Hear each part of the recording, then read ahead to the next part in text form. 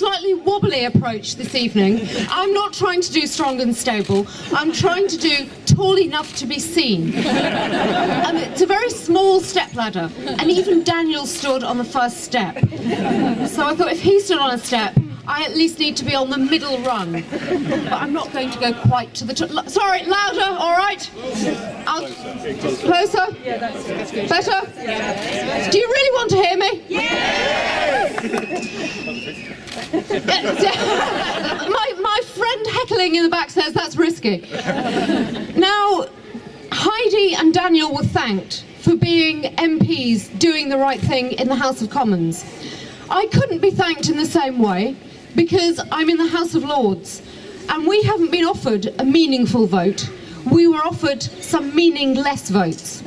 We've been allowed to have our say on Brexit. We've been allowed to talk about the withdrawal agreement. As of Monday, it was 13 debates on the withdrawal agreement. And what unites the vast majority of members of the House of Lords is that this withdrawal agreement that the Prime Minister has come up with is not in the interests of the United Kingdom. Yeah.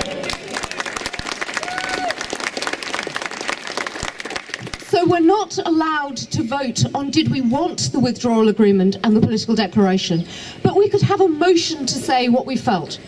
And on 2 occasions, we categorically said that the deal wasn't good enough and no deal wasn't acceptable.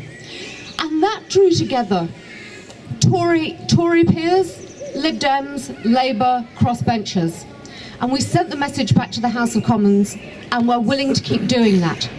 But what is absolutely clear is that the Prime Minister, who 108 times apparently told us we were going to be leaving on the 29th of March, not only can't lead negotiations among the 27 or with the 27, she can't even lead her own party. We are in a position that is potentially catastrophic for this country.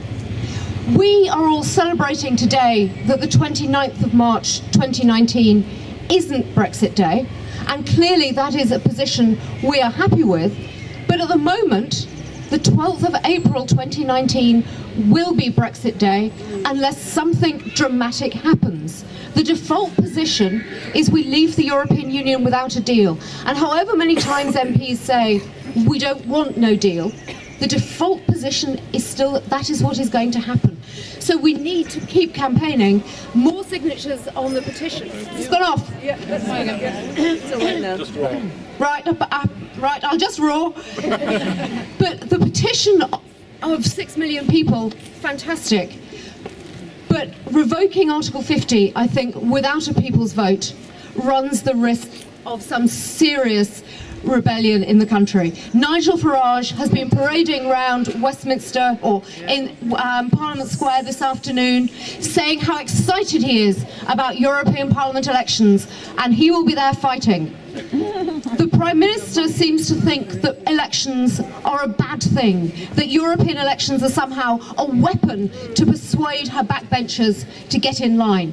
Well, ladies and gentlemen, I wrote my doctoral thesis on elections to the European Parliament.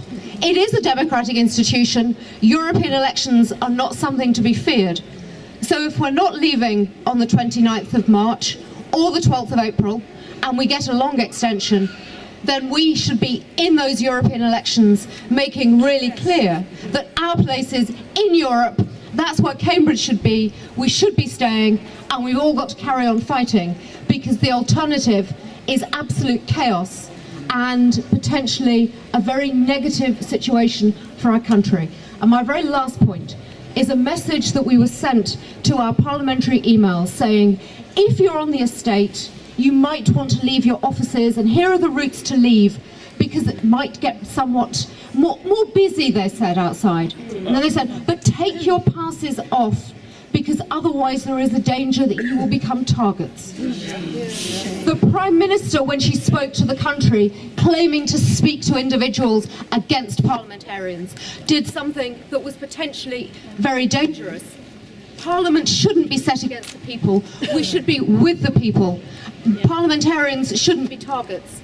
We should be leading, and we should all be working together, fighting in the national interest to make sure that the UK stays in the EU and that we all move forward together as a reunited country.